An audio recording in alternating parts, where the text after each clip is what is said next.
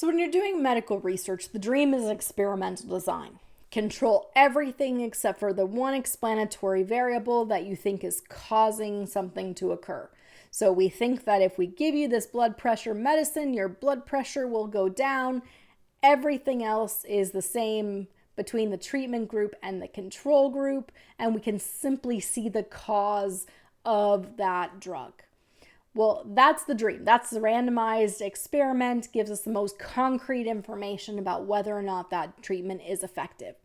But there are practical and ethical issues that force researchers to do an observational study rather than an experiment. So there's ethical limitations on randomized experiments. So if we want to determine whether a carcinogenic, right, whether something is going to cause cancer, then there is a concern with creating a treatment group and giving them something that we think causes cancer, right? So in those particular cases, it is unethical. And so we need to then do an observational study, those who have already come in contact with the thing that we think is carcinogenic, and then we observe whether or not they have cancer or not. There are other practical limitations that can force researchers to conduct an observational study. For example, if researchers were attempting to discover whether men are more likely than women to get into an automobile accident, then we can't randomize for a specific gender. All right, we need to consider discriminatory practices and protected classes, right? So in our treatments and in our research.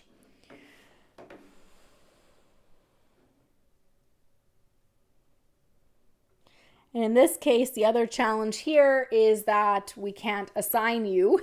We can't in our treatment say, okay, well, you are female and now no, you are male. Those types of things, right? You can't change for someone else. And so it's then going to have to be an observational research. That's the treatment isn't something that the scientist, the researcher can inflict on someone else. All right, so can you identify here, is this an observational study or a designed experiment? So we have an article that's appearing in the Arizona Republic report on a study conducted by Greg Duncan in the University of Michigan. According to the report, persistent poverty during the first 5 years of life leaves children with IQs that are 9 points lower at age 5 than the children who suffer no poverty during that period. So is that going to be an observational study or a designed experiment? So we're not going to pick a group and say, okay, we're going to put you into persistent poverty and see what happens. So here will be observational research. So we look at a group that has been in persistent poverty. We match them with groups that have similar in every other way. And then we look at their IQ.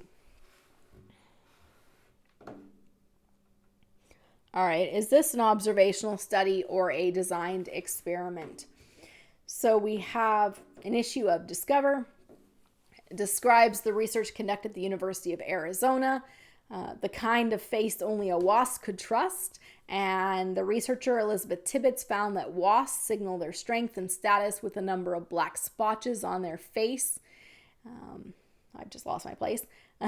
Black splotches on their yellow faces, with more splotches denoting a higher status. Tibbetts painted some of the insects' faces to make their status appear higher or lower than it really was. She then placed the painted wasps with a group of female wasps to see if the painting altered their hierarchical status. So in this case, because she can perform the treatment, right, put the painting on the wasps, here we have an experimental design. Pick some wasps, make a group be the ones that get paint on their face, pick a group that are the control, they have no additional paint on their face, and then let them go and see what happens there. So here it is an experimental design because you get to choose who's going to be treatment and who's going to be control, and you can provide the treatment to that particular group, the case group, to see what happens.